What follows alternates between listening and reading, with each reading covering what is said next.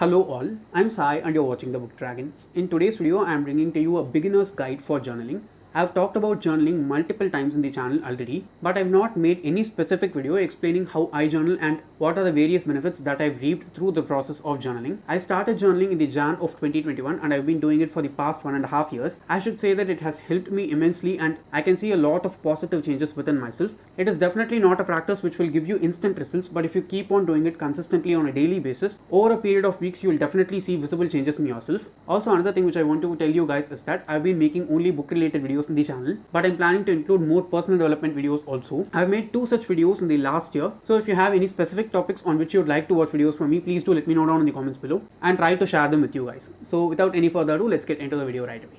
First, I'll tell you guys what are the things that you'll usually need in order to start journaling. Okay, there are only 2 basic requirements. The first one is a good quality notebook and the second one is a smooth pen. I'm saying a good quality notebook in specific because when you start journaling, you're going to use the same notebook for at least 5 to 6 months at a stretch, and it always need not be something fancy like this one also. You can just buy a normal hardcover notebook which just costs around 40 to 50 rupees and you can use that itself for 5 months. I'm asking you to buy a really good quality notebook which is sturdy because you'll be using it for a very long period of time and you don't want to use something which will undergo a lot of wear and tear, because if you're going to develop this as a habit, you must make it as much appealing for you. So if you choose a nice notebook that is very good in quality, you will feel yourself motivated to pick up the notebook and start doing the process automatically. This is something which happens subconsciously. You will not always be conscious about the thing that you're doing. So make sure that the notebook you choose for journaling is of really good quality and sturdy always. It need not be fancy, it just needs to be functional. The next one is obviously a very smooth writing pen. I'm saying a smooth pen in specific because you should not be interrupted while you're writing the book, and if you use like ballpoint pens, they have this tendency to get stuck occasionally when you're writing, and that might interrupt the flow in which you're writing the journal. So try to use felt tip pens or gel pens for journals because they'll not interrupt the flow of writing when you're writing the journal, and they'll also make the process of writing even more comfortable.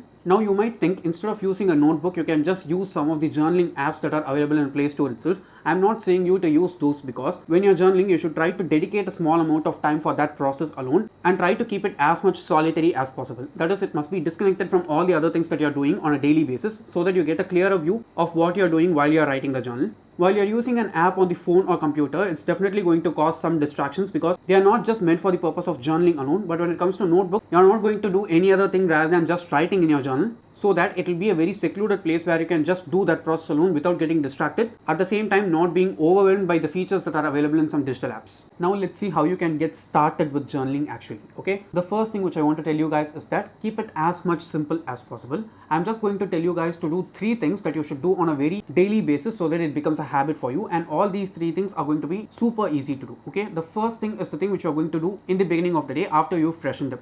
Just take up the notebook and write 3 tasks which you can do easily. This is the to-do list. While you're writing these 3 tasks, just make sure that they are doable first, and the second one is that they add some value for your day. For example, let's just take a Saturday. Okay, after you've waken up, you're just writing the to-do list. Let the first one be self-care. The self-care can be anything. You can just wash your hair, you can trim your nails. All these things don't take that much time. At the same time, they are not very difficult to do, but they are going to add some value for your day because you've taken care of yourself. Let the second task be read for half an hour. If you read anything for half an hour, it can be a newspaper, magazine, it can be a book, it can be an article or anything. If you read for half an hour, another task is done and it also adds some value for your day. Finally, let's say the third task is something like take a 20-minute walk or something. I'm just saying this as an example because when it comes to to-do list, everyone gets intimidated that there should be only very huge tasks that must be included in the list. It is definitely not like that. You can just add very simple tasks to your to-do list and it will make you feel a lot more accomplished. I'm saying you to include just 3 tasks in the beginning because if you add less than 3, it will be very easy to do and there will be no challenge at all. And if you add more than 3, it might seem like a lot and you'll not feel motivated enough to do it. So the first part is to create a 3-task to-do list. Now moving on to the second and third parts inside the journaling. The second and third parts are the things that you're going to do at the end of the day after you completed all the tasks that you're going to do for the particular day. The second part is the most important. So if you're even going to avoid the first and third parts, it's completely okay. Just do the second part alone because this is the thing which will definitely change your mindset. It is to write down at least 3 things which you're grateful for at the end of the day. It can be very simple, small things. Okay, they need not be very huge things at all. For example, at the end of the day, if you had a really good cup of coffee and it just made you feel so much better, that can be added as a thing which you are grateful for at the end of the day, because for other people it might seem like a very meager thing, but for you on that particular day it can be something which is very special, so that can even be included as a thing which you are grateful for. The main reason why I'm asking you to write these 3 things which you are grateful for is because our minds are tuned in such a way that we just record all the negative stuff that happens throughout the day, and at the end of the day we just start mulling over them. But when you start doing this practice, you'll just look out for the good things that are happening in your life and you'll start acknowledging them while you're writing them down in the journal. At the end of the day, this will just make you understand that how good your day was. So do this as the most important step. Now the third part is the simplest of all these three things to do, and it is to give a star rating for your day at the end of the day. Okay, this will make you feel how good the day was throughout, or what are the things which you faced as challenges throughout the day. Based on how you felt throughout the day, you can just give a star rating for the day. It doesn't mean that you're going to reduce the entire day for just a star rating. It's just to make you understand what are the various things that have happened throughout the day, no matter whether they are good or not. Now just for a very easy understanding, I'll show you a page in which I've given star ratings for all the days of May. I'm filming this video on the 29th of May, so until 28th I've given ratings for each and every day. May has not been a great month for me, so the ratings might seem a bit inconsistent throughout, so don't feel bad. Now this is how I rate my days throughout the month. It is very easy to do. You just have to draw down a calendar and give your star rating at the end of the day each and every day. Trust me, if you keep doing this, you'll just understand how good each and every day in your life is, and not everything is based just on some bad thing which happens just for a few minutes in the entire day. Now let's see some of the things that you can do in order to make this entire process even more easy and comfortable. Okay, when you're going to start a new practice itself, that will cause some kind of disturbance for you because you're already used to some kind of cycle that you are in. When you're going to include a new practice inside your routine, there will definitely be some kind of resistance in your mind and resistance in your body which will not make you do it. Just in order to ease your way inside the practice, I'm just going to share these tips. Remember that all of these things are completely optional. You need not do them in order to start journaling. You can just journal as such. But it was difficult for me in the beginning, and when I included all these things specifically, they helped me a lot. I was able to see a lot more positive changes while I included these over a period of months. But if you just include them in the beginning itself, it might be even more easier for you. The first thing which I'd suggest you to do is to create a time slot that is specific for journaling alone, and do journaling during that particular time. For example, I have an alarm on my phone which rings at 9 p.m. each and every night, and it prompts me to do my journaling during that particular time. When you keep on doing this, your body and mind will easily get used to it, and it will become a part of your practice very easily. The second one is to choose a very comfortable place where you can sit down and journal each and every day. Okay, for example, I do my journaling every day by sitting on my bed because it's the most comfortable place for me to sit down and write in. It can be any other place for you. Just make sure that you are alone while you're journaling, because it will make your mind feel a bit more free, because you're going to spend that time with yourself rather than with others. The next one is to listen to some binaural beats or high frequency music. Both of these are available abundantly on YouTube, Spotify and any other streaming platform. You can just listen to them for free. I'd highly suggest you to use your headphones while you're listening to these beats, because the ambience that these beats and sound provide you for journaling is always really good. Finally, I'd suggest you to use some kind of aroma. For example, I use some scented candles now and then when I'm not in the perfect mood for journaling, because smell has a really good tendency in order to make your mood better. You can even use incense sticks because their smell is also very therapeutic in nature. But just remember, you need not do any of these things in order to get started with journaling. I'm just saying these because they will make the process a lot more easier for you in the beginning.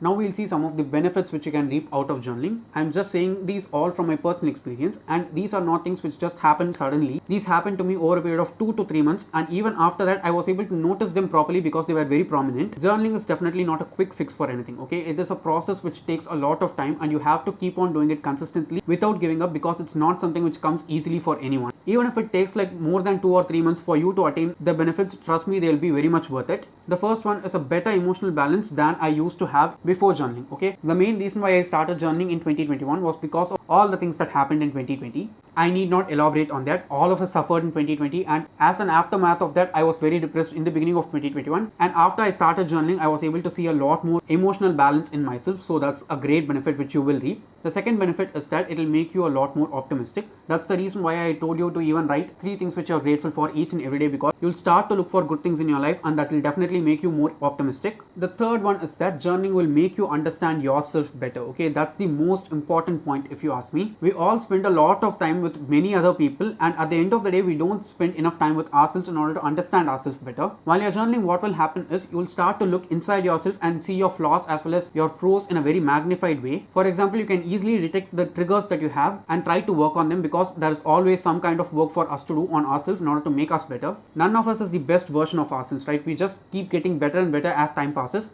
And the final benefit which I'll say is that it is an excellent outlet. Okay, if you're an introvert, trust me, if you start journaling, it will just change your life forever. Because being an introvert myself, I'm not a person who feels that much comfortable to talk out my problems with everyone out there, because it doesn't feel that comfortable for me and it's not that easy for me also. But when it comes to journaling, it is very very easy to do because you're just conversing with yourself. And trust me, some part of you always has the answer for all the problems that you're facing. Now finally, I'll just show you guys some of the journals that I've been using for the past 1.5 years. All these journals cost less than 250 rupees and they'll just run for 5 to 6 months very easily. I'm going to show you 5 different types of journals which I've bought so far from 4 different brands. All of them are just ruled notebooks very basically. I'll also provide the links for all of the journals properly in the description below so that you can go and check them out if you're interested. I'm showing these to you guys because it will help you choose a journal that fits your price range properly. The first one is Classmates Pulse. Okay, it's just a spiral bound notebook and it comes as a combination of this one and an unruled notebook which is shorter in size than this one. I'm actually using it for some other purpose, so I've not brought it for showing in this video. You can just buy it for under 150 rupees itself, and trust me, this one journal just ran for 7 to 8 months for me when I was a beginner, and it was very very easy to use. Since it's spiral bound also, you can just fold it all the way back and use it completely, and it is very very good in quality also since it's from Classmate. The next one is this combination of 2 journals from Papercraft. If you ask me, this is the most affordable as well as very efficient brand when it comes to journals. The covers of the journals are a bit basic, but trust me, inside the stuff is really really good.